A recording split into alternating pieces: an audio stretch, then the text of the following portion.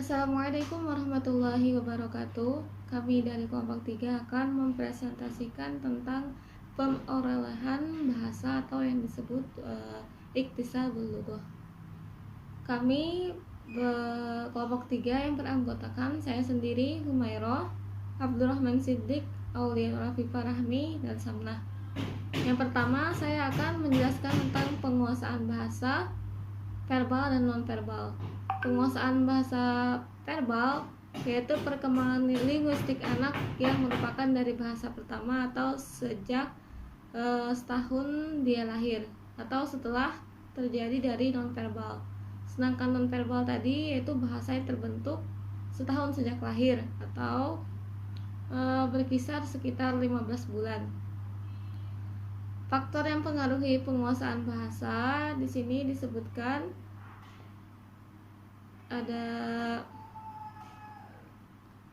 ada dua, yaitu yang pertama neurogenesis atau pembentukan saraf, yang kedua lingkungan tempat tinggal anak.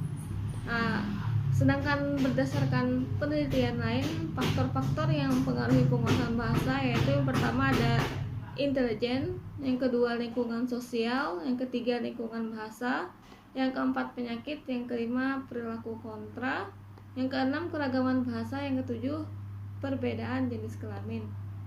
Kemampuan khusus dan karakteristik biologis penguasaan bahasa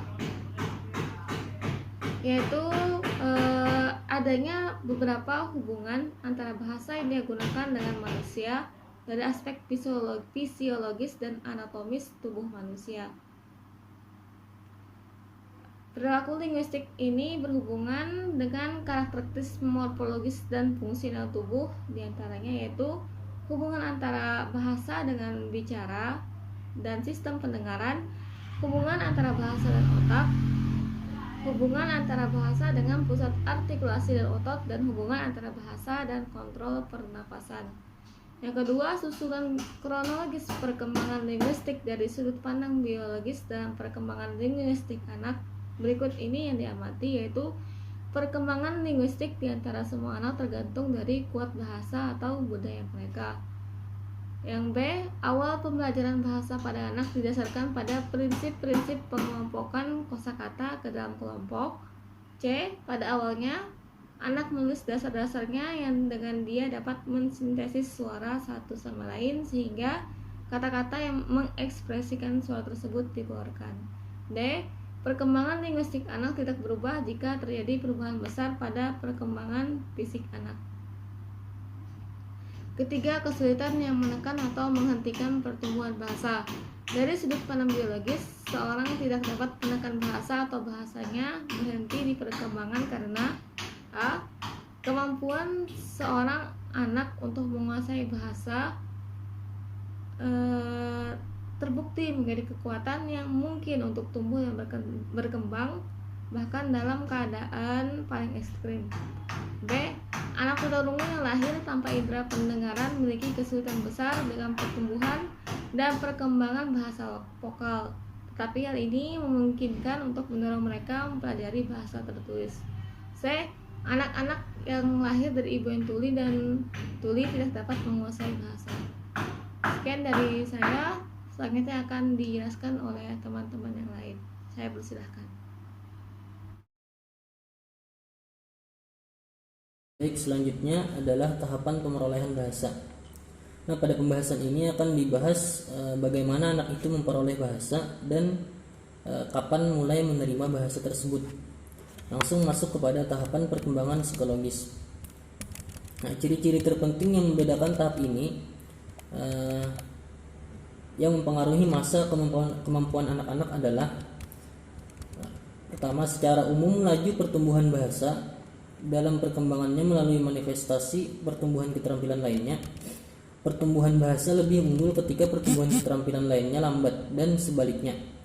Nah, jadi berdasarkan teori ini, ketika anak itu perkembangan keterampilan selain bahasa, misal duduk atau apa, itu akan berpengaruh kepada perkembangan bahasanya, yaitu akan memperlambat perkembangan bahasanya. Sebaliknya kalau anak itu dalam perkembangan bahasanya cepat, maka keterampilan lainnya itu akan melambat gitu. Nah di sini ada dijelaskan bahwasanya dalam usia berapa minggu anak itu cepat dalam memperoleh bahasa. Nah di sini pertama, usia 5 sampai 11 minggu itu cepat dalam perkembangan bahasa. Jadi fokus anak itu terhadap bahasa pada usia itu. Kemudian melambat pada usia 14 sampai 23 minggu karena faktornya adalah mulai belajar menangkap benda. Nah, berarti kan fokusnya terbagi. Kemudian kembali cepat lagi karena anak itu sudah mahir dalam menangkap benda. Jadi kembali menerima hal-hal baru lagi, yaitu bahasa. Pada usia 24 sampai 30 minggu itu kembali cepat dalam perkembangan bahasanya. Kemudian kembali lambat lagi ketika usia 31 sampai 34 minggu. Karena pada usia tersebut anak mulai bisa duduk. Nah, jadi fokus perkembangan bahasanya terbagi ke keterampilan duduk di sini. Kemudian selanjutnya, pembentukan mental bayi baru lahir dipengaruhi oleh perkembangan motoriknya, sebagaimana telah diamati bahwa kecerdasan pada tingkat tinggi umumnya berkaitan dengan perkembangan fisik. Nah, berdasarkan teori ini, anak yang kecerdasan fisiknya, keterampilan tersebut laju, cepat, maka keterampilan bicaranya juga cepat. Di sini teori yang kedua. Di sini akan dijelaskan dalam usia per bulannya. Anak yang mempunyai kecerdasan tingkat tinggi di sini pada usia 13 bulan dia sudah mulai bisa berjalan, dan usia 11 bulan sudah mulai bisa bicara. Itu anak yang digolongkan kecerdasan tingkat tinggi, punya kecerdasan tingkat tinggi maksudnya. Kemudian tingkat sedang atau normal, anak kebiasaan kan pada usia 14 bulan atau 1 tahun 2 bulan itu baru mulai bisa berjalan. Nah, itu biasanya begitu. Kemudian usia 16 bulan baru mulai berbicara. Itu anak secara normalnya begitu. Nah, kemudian di bawah itu ada anak tingkat kecerdasannya bodoh. Pada usia 12 bulan dia mulai bisa berjalan. 12 bulan. Usia 21 bulan, artinya hampir 2 tahun baru bisa berjalan. Dan usia 34 bulan baru bisa bicara. Nah, itu digolongkan dalam kecerdasan tingkatnya bodoh lah. Kemudian ada lagi di bawah tingkat idiot. Pada tingkat ini anak mulai bisa berjalan pada usia 30 bulan baru bisa berjalan, dan mulai bisa bicara pada usia 50 bulan. Nah, itu. Kemudian selanjutnya, pembentukan mental bayi baru lahir memiliki peran besar dalam penguasaan bahasa. Nah, ya begitu. Karena sebelum pembahasan ini ada usia di mana anak itu cepat dalam memperoleh bahasa pada usia 0 sampai 14 tahun. Jadi di atas itu seiring berjalannya waktu akan melambat. Kan ada, kalau seandainya ada kasus kayak ini, seorang anak itu hidup di lingkungan di mana tidak ada bahasa di lingkungan sana, tidak dipelajari bahasa, dan kan ada biasanya suku-suku di mana kadang memakai bahasa, yaitu bahasa isyarat atau apa katanya. Tapi kalau nyainya masih berada dalam usia belum sampai 14 tahun, itu memungkinkan aja untuk diajarkan suatu bahasa walaupun kainannya lambat juga katanya. Kemudian lanjut,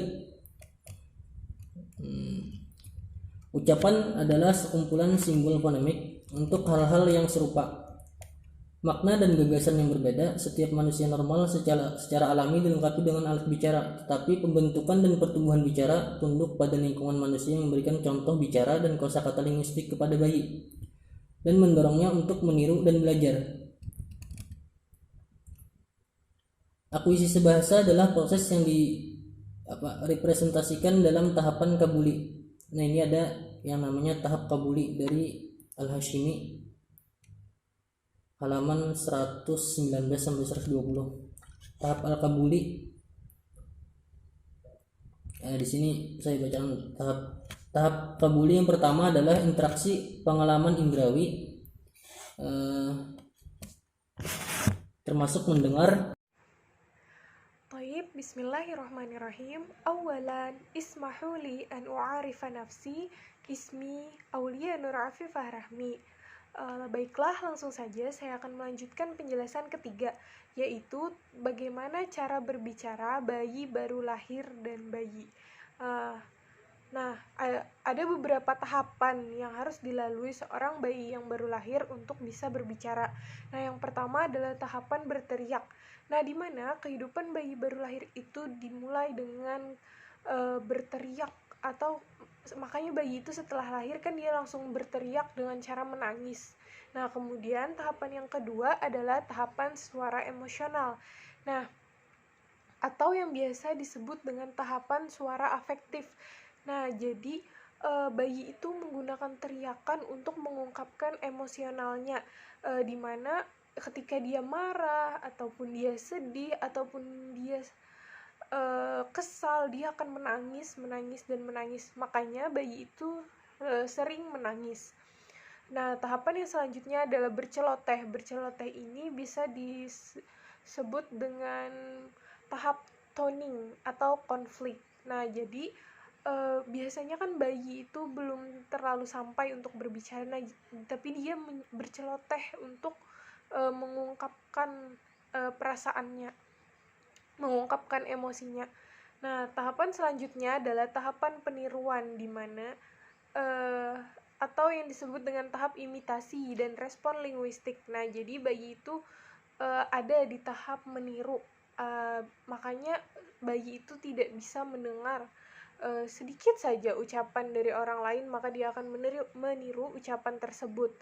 Nah, kemudian selanjutnya adalah tahapan pemaknaan atau acquisition of meaning. Nah, jadi ketika kata-kata adalah simbol dari makna tertentu. Jadi, ketika bayi baru lahir sampai pada kira-kira usia ke-9 atau 10 bulan, ke-9 atau 10 tahun usianya, dia mulai mengucapkan 10 bulan usianya, dia mulai mengucapkan kata-kata. Nah, jadi bayi itu mulai, kata-katanya tuh mulai bisa dimengerti, mulai bisa bermakna, gitu. Nah, pembahasan kedua yaitu kata pertama dimulai. Nah, kata pertama dimulai muncul pada periode bulan ke-9 sampai awal tahun kedua. Nah, biasanya kata-kata pertama bayi itu seperti ucapan mama, baba, abah, papa, ibu, bunda, pokoknya biasanya panggilan untuk orang tuanya atau orang terdekat dia. Karena pembahasan ketiga adalah pertumbuhan kosakata verbal. Nah, jadi bayi yang baru lahir mulai bisa mengucapkan kata-kata pada akhir tahun pertama usianya. Jadi di akhir tahun pertama itu, di bulan ke-11-12 tuh mereka mulai bisa mengucapkan kata-kata, mulai bisa berbicara. Nah, jadi ada beberapa tingkatan kosakata yang mereka kuasai pada usia akhir tahun pertama tersebut. Nah, kemudian pembahasan keempat adalah pertumbuhan hasil verbal bayi. Nah, jadi kata pertama dalam bahasa anak itu muncul dengan kata yang dapat dimengerti dan pengucapan yang jelas. Nah, jadi ketika sudah mulai tumbuh hasil verbal bayi itu, maka kata-kata bayi itu sudah mulai bisa dimengerti oleh orang dewasa. Walaupun belum terlalu fasih, tapi sudah bisa dimengerti. Nah, selanjutnya pembahasan kelima, bayi berbicara bahasa Arab. Ini nih bisa dikiaskan bahasa ibu mungkin ya. Jadi bayi itu ketika awal-awal berbicara, dia pasti berbicara bahasa ibunya, atau bahasa yang biasa digunakan oleh orang-orang di sekitarnya, terutama ibu dan ayahnya. Nah, jadi bahasa yang pertama dipelajari bayi itu adalah bahasa ibu. Misalnya kita orang Banjar, maka bahasa pertama kita adalah bahasa Banjar atau bahasa ibu kita bahasa Banjar. Begitu pula dengan orang yang keturunan Jawa yang sehari-hari kedua orang tuanya menggunakan bahasa Jawa, maka bahasa ibunya adalah bahasa Jawa dan bahasa yang pertama kali dipelajari oleh bayi adalah bahasa Jawa. Nah, selanjutnya huruf vokal dan konsonan serta bunyi di dalam maaf, kita kembali sedikit ke tentang bayi berbicara bahasa Arab. Nah, di dalam bahasa Arab, sedikit pengetahuan, di dalam bahasa Arab itu memiliki karakteristik tersendiri. Nah, ada juga salah satu huruf yang tidak dimiliki bahasa lain, yaitu huruf dha. Nah, jadi biasa juga disebut dengan bahasa dha.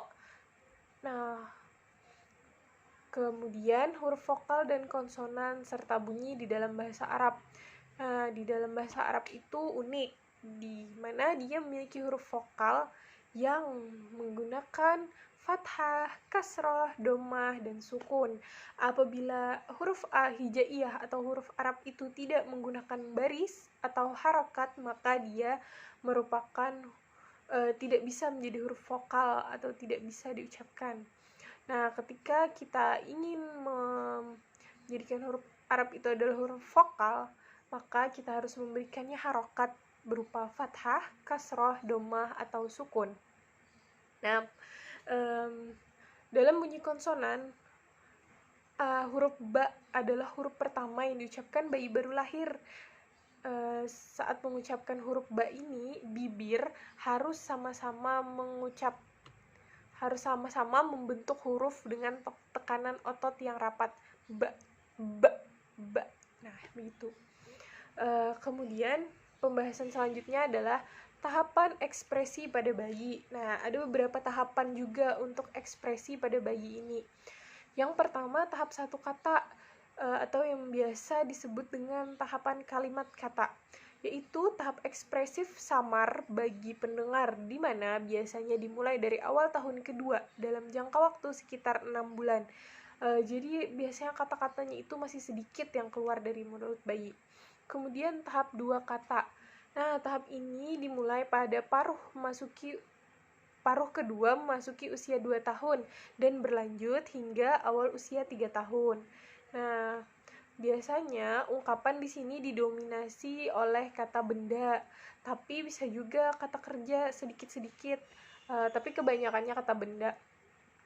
Kemudian tahap kalimat pendek sederhana. Nah, biasanya tahap ini muncul pada tahun ketiga dan keempat.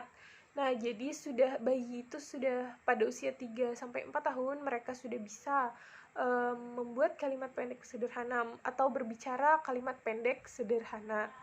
Nah, kemudian yang selanjutnya adalah tahap kalimat sempurna. Nah, di mana ini muncul pada awal tahun keempat. Jadi kalimat yang diucapkan bayi itu sudah sempurna, namun masih berupa kalimat sederhana tapi sudah sempurna. Nah, adapun pembahasan terakhir yaitu hubungan sosial pertama dalam kehidupan bayi dan pengaruhnya terhadap pemahaman linguistik. Nah, jadi di penghujung tahun kedua, bayi bisa mengungkapkan beberapa kecenderungan sosialnya dengan kata-kata yang dimaksudkan. Misalnya, aku cinta mama, aku tidak suka kakak, atau sebagainya. Jadi, bayi yang mulai bisa berbicara, dia juga bisa mengungkapkan emosinya atau perasaannya terhadap orang-orang di sekitarnya dan terhadap lingkungan sosialnya. Misalnya, dia mengatakan, aku tidak suka bau ini, atau seperti dia mengungkapkan, aku cinta mama, aku cinta ayah. Dia mengungkapkan perasaannya kepada orang tuanya, mengungkapkan rasa cintanya kepada orang tuanya. Nah, mungkin itu saja yang bisa saya jelaskan. Selanjutnya akan dijelaskan oleh teman saya, yaitu saudari Samnah. Terima kasih. Tadi kan membahas tentang masa kanak-kanak, sekarang membahas tentang masa remaja. Yang pertama adalah persepsi remaja dipengaruhi oleh perkembangan fisik, mental, emosional, dan sosial fisiologisnya. Yang kedua, mengingat merupakan proses mental terpenting dalam pembelajaran. Yang ketiga, pemikiran remaja lebih konsisten dan teratur daripada dunia masa kanak-kanak tadi. Dan salah satu kemampuan mental terpenting yang perlu dibina dan dikembangkan bagi mereka ialah kemampuan verbal, atau apa yang tampak pada kemampuan beberapa individu untuk memahami kosakata dan ekspresi bahasa yang berbeda. Yang selanjutnya, kecenderungan pada masa remaja dibatasi pada orientasi seksual, mental, dan profesional. Jadi pada masa remaja ini sudah mulai mengerti tentang seksual,